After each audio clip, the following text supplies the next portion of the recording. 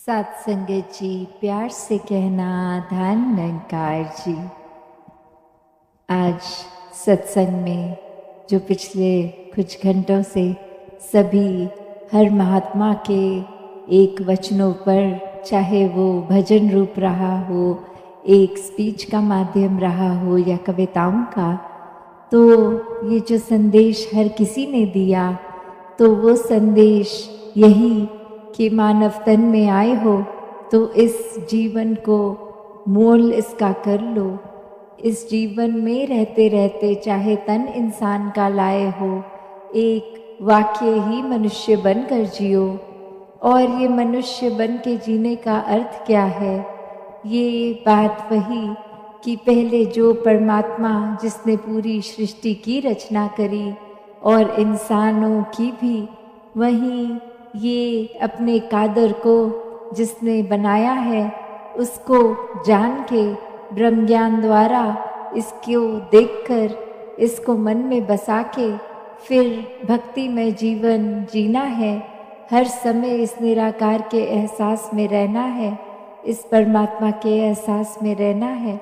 और जितना ज़्यादा इस परमात्मा से हम मन का नाता, नज़दीकियत करेंगे, उतने ही मानवीय गुण जीवन में आते रहेंगे, उतना ही मन हमारा एक प्रेम विभोर होगा कि मन हमेशा प्यार के एहसास में रहेगा। हम स्वयं ही प्रेम बन जाएंगे तो औरों को भी प्रेम बांटना बहुत ही आसान हो जाएगा, क्योंकि फिर कोई एक्स्ट्रा एफर्ट, कोई कार्य नहीं करना पड़ेगा। बस खुद ही प्रेम बने तो हर एक के लिए मन में वो प्रेम का एक भाव रहेगा। किसी की कोई चाहे अच्छाई हो, बुराई हो, कोई कड़वे वचन तक बोल देता है तो संत हमेशा एक प्रेम से उसके साथ पेश आते हैं कि एक नज़रअंदाज वो गलतियों को करना, एक मन को अपने खराब नहीं करना क्योंकि किसी ने खराब भाषा का प्रयोग कर दिया। ऐसे अन्य रूप जो एक प्रेमा भक्ति का भी एक साधन, ये परमात्मा कि कैसे ये परमात्मा को प्यार करते चले जाएं तो ही वाक्य में एक जीवन का हर समय भक्ति में करते चले जाएंगे। फिर अलग से कोई समय नहीं निर्धारित करना पड़ेगा कि दिन के इतने बजे से इतने बजे तो हम भक्ति करेंगे, बाकी समय तो हम व्यापार, पाठ, पूजा, एक और अन्य काम करेंगे। नहीं, हर समय की भक्ति करनी है, एक कुछ सीमित नहीं, क्योंकि जब एक हम भक्त हैं तो कुछ पलों के भक्त नहीं, हर समय के भक्त हैं। और सोते जागते, उठते बैठते, खाते पीते, कुछ भी करें, वो भक्ति का अपने आप रूप ले लेता है जब हर कार्य जो किया गया हो इस परमात्मा के एहसास में किया जाए। फिर अपने आसपास के दोस्तों मित्रों के, घर परिवार के अंदर भी फिर हम चाहे एक रोज़ाना ज़िंदगी के ही कुछ पहलू क्यों नहीं बिता रहे हों, वो एक हमारे आचरण में जब प्यार है, हमारे मन में प्यार है, तो वो भी कार्य सेवा बन जाता है, भक्ति बन जाता है। तो कैसे एक भक्त हैं तो हर समय के भक्त बन के रहना है। फिर अगर कभी ना कभी किसी सिचुएशन में कुछ, कभी गुस्सा या कोई और चीज़ भी आ रही है, तो कैसे उसको अपने ऊपर हावी नहीं होने देते भक्त। एक वो बात वैसी कि कोई चीज़ आई और छू कर चली गई, एक टच एंड गो वाली बात, तो कैसे उसको अगर कुछ हो भी रहा है तो उसको मन में नहीं बिठाना, मन में घर नहीं करने देना, बस उसी समय अपना ध्यान वापस इस निराकार में जोड़ लेंगे तो कैसे कोई भी विकार हावी नहीं होते और मन हमेशा ये प्यार में ही रहता है।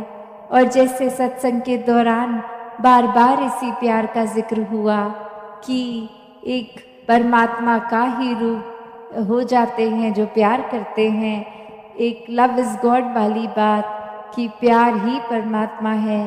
और कैसे एक फिर बात वही कि उदाहरण के तौर पे एक कहानी कि एक इंसान अपने बहुत सालों का एक विद्वान बनकर कोई भी उसने ऐसी कोई किताब, चाहे वो एक आध्यात्मिक किताब हो या दुनियावी किताब हो, कोई भी किताब ऐसी छोड़ी नहीं जिससे एक मन का विकास होगा, बुद्धि का विकास होगा, एक आध्यात्मिक विकास होगा। पर बात वही कि परमात्मा जीवन में नहीं। और कैसे फिर वो एक संत के पास जाके यही बात कि एक परमात्मा को एक जानना चाहते हैं, और आगे से वो संत का एक ही सवाल कि क्या आपने अपने जीवन में प्रेम अनुभव किया है, या क्या आपने किसी से भी कभी किसी रूप में प्रेम किया है। और बात वही कि वो इंसान आगे से जवाब में कह रहा है कि प्रेम के ऊपर तो बहुत किताबें भी पढ़ ली हैं, इस परमात्मा के ऊपर भी बहुत अध्ययन किया है।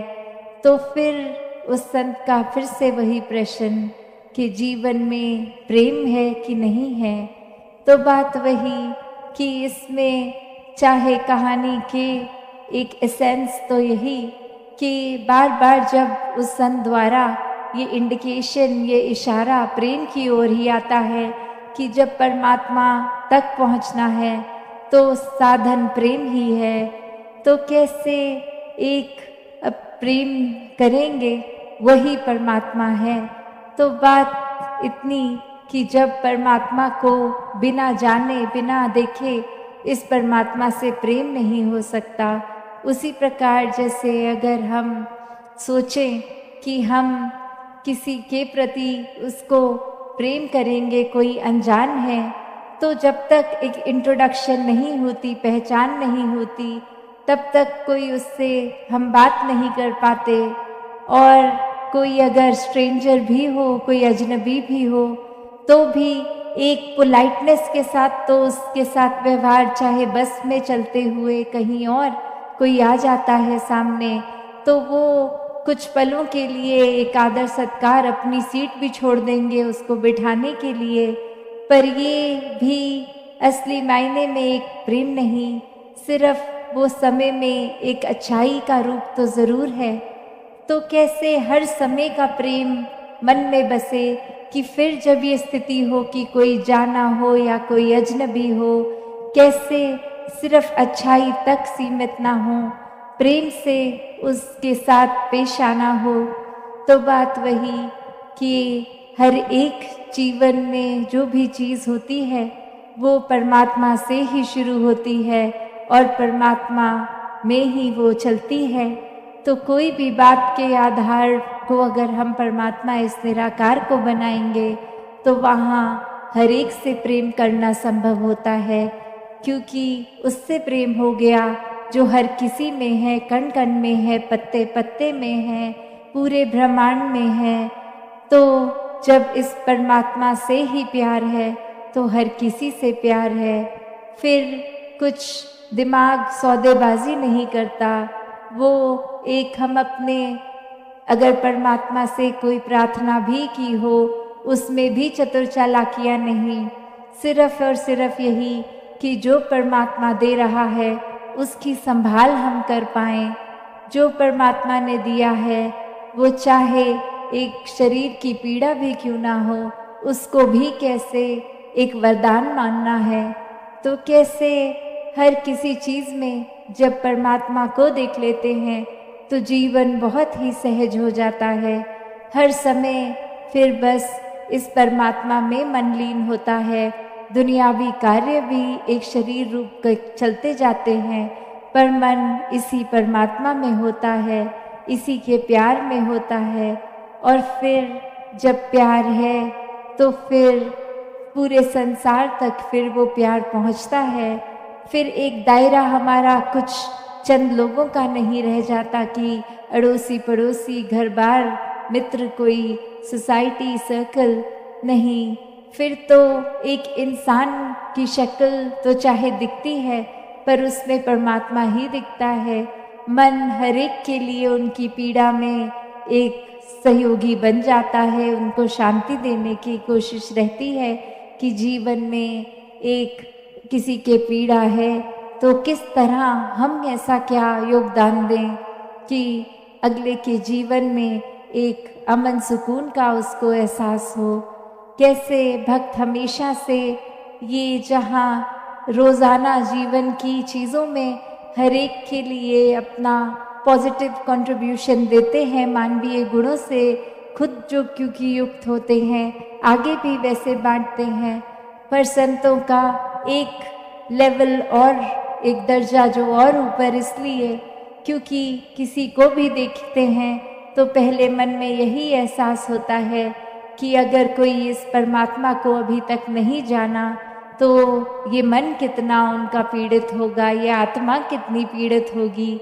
एक बार ये आत्मा को चैन मिल जाए, इस निराकार के ये दर्शन कर लें तो फिर जीवन कैसा भी हो, कोई भी स्थिति हो, एक आनंद की अवस्था में ही जीवन कटेगा।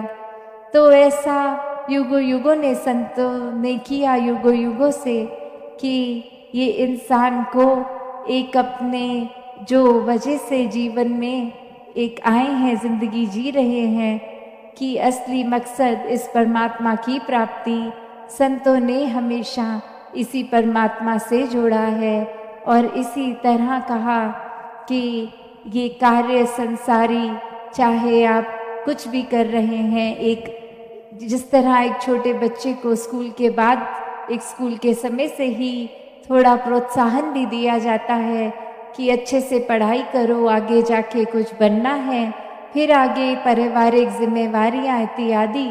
तो बात वही कि ये बात नहीं है कि हमें घर परिवार वालों के साथ प्यार का नाता नहीं रखना, हर एक को प्रोत्साहन नहीं देना, हर एक को देते चले जाना है। पर फिर वही बात आती है कि इस संसार की हर चीज़ परमात्मा के अलावा माया है, तो अपने आप को इतना भी अंदर नहीं माया के डाल लें कि फिर परमात्मा के लिए ही समय नहीं बचे। मन में हर समय कोई ना कोई कार्य, चाहे पालन पोषण या कामकाज कुछ भी हो, तो बात वही कि प्यार हर समय करना है, हर एक से करना है।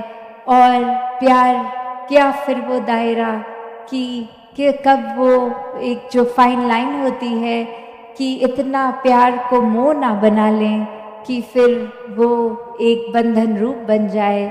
तो प्यार जीवन में प्यार बन के ही रहे, परमात्मा के प्रति भी, इंसानों के प्रति भी, रिश्तेदार, अड़ोसी पड़ोसी, एक परिवारजन, हर एक के दातार हर एक पे कृपा करे। सात संगत जी, धन निरंकार जी।